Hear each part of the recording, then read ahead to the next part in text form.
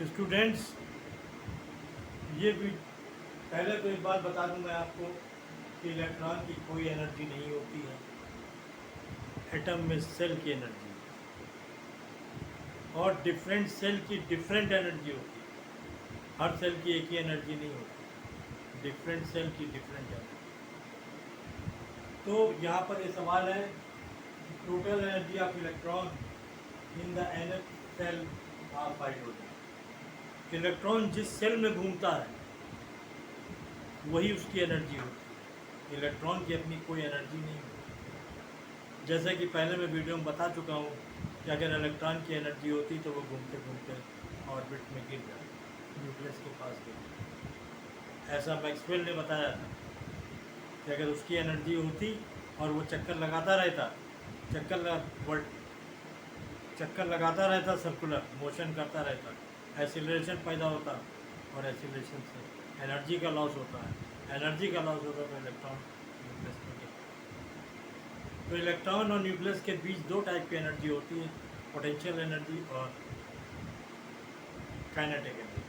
Potential और kinetic energy को कैसे निकालना है, ड्राइव किया है मैंने, वो आप मेरी पिछली वीडियो में देख लें और आप एटॉमिक स्ट्रक्चर की प्लेलिस्ट में जाकर उसे देख सकते। यहाँ पर क्वेश्चन इस बात का है कि total energy of electron in nth shell of hydrogen.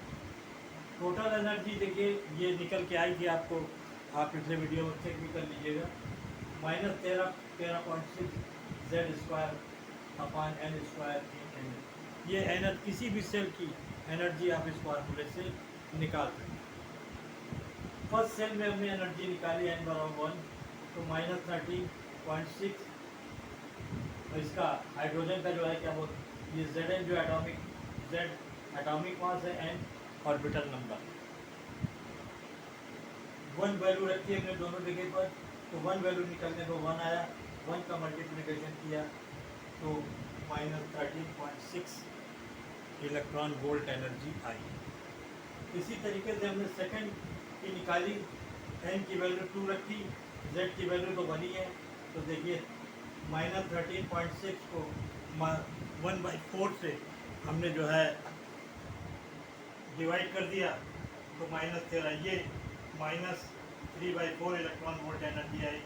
Third cell की इसी तरीके से -1.57 इलेक्ट्रॉन वोल्ट आई, क्योंकि थर्ड सेल में जब n की जगह रखेंगे तो उसका 9 हो जाए, 13.6 इंटू 1/9, 1/9 से हम 13.6 को जो है मतलब डिवाइड करेंगे तो वैल्यू आएगी 1.57।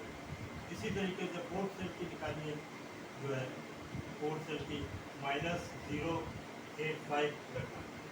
फर्स्ट सेल की सबसे कम एनर्जी होती है और फोर्थ सेल की सबसे ज़्यादा एनर्जी होती है। जैसा कि आप फिगर में देख रहे हैं, ये एटम है हाइड्रोजन का। देखिए पहली सेल, ये पहली सेल है, दूसरी सेल है, तीसरी सेल है, चौथी सेल है।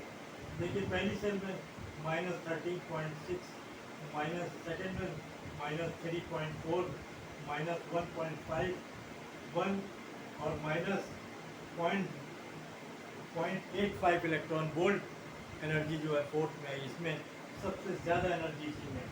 फोर्थ सेल की एनर्जी सबसे कम है, फोर्थ सेल की एनर्जी जो होती है सबसे ज़्यादा है, -0.85, और फर्स्ट सेल की एनर्जी सबसे कम है, -13.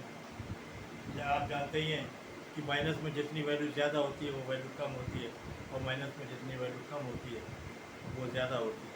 तो ये इसके कंपेरिजन में बहुत कम है और इसके कंपेरिजन में बहुत कम है। जैसे इलेक्ट्रॉन न्यूक्लियस से दूर जाता जा रहा है वो फ्री होता जाता है, जैसे इलेक्ट्रॉन न्यूक्लियस से दूर जाता है वो फ्री होता जाता है, जैसे जैसे इलेक्ट्रॉन न्यूक्लियस के करीब आता है वो इलेक्ट्रॉन से बनता जाता है, वो उसके अंदर खिंचाव पैदा करता है। उसी खिंचाव की वजह से तो इलेक्ट्रॉन घूम रहा है।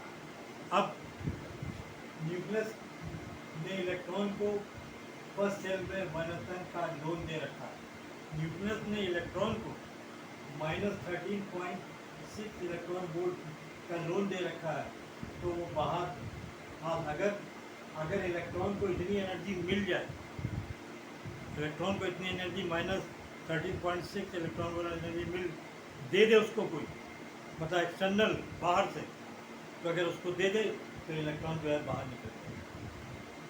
Formula for getting energy -13.6 into Z² upon L² electron volt.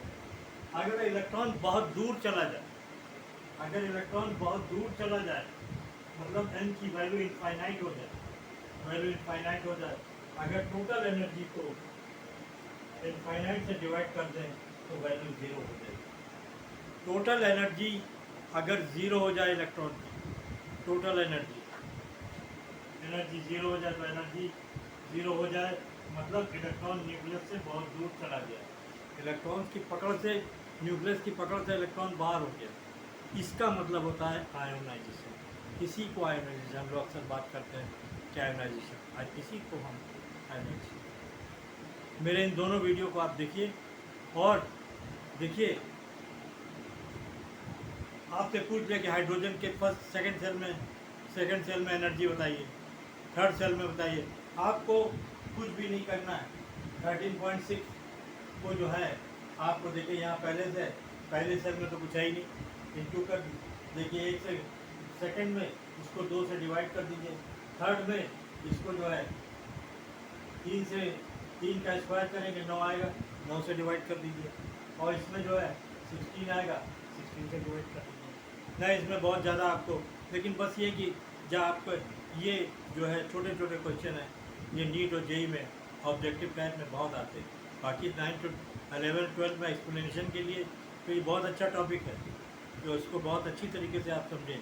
और ये तो बस 1 मिनट का सवाल, अगर 1 मिनट का सवाल है और 10 सेकंड में आपने कर लिया, इसका मतलब आपने 90 सेकंड बचा लिए वो दूसरे क्वेश्चंस पे आप, लेकिन इसी टाइप से आप स्टडी करेंगे तभी ऐसा कर। मुझे उम्मीद है कि मेरी ये वीडियो आपको अच्छी लगेगी और आप कोई प्रॉब्लम हो मुझे कमेंट करें ताकि मैं आपकी समस्या को समाधान कर सकूँ। Okay, thank you.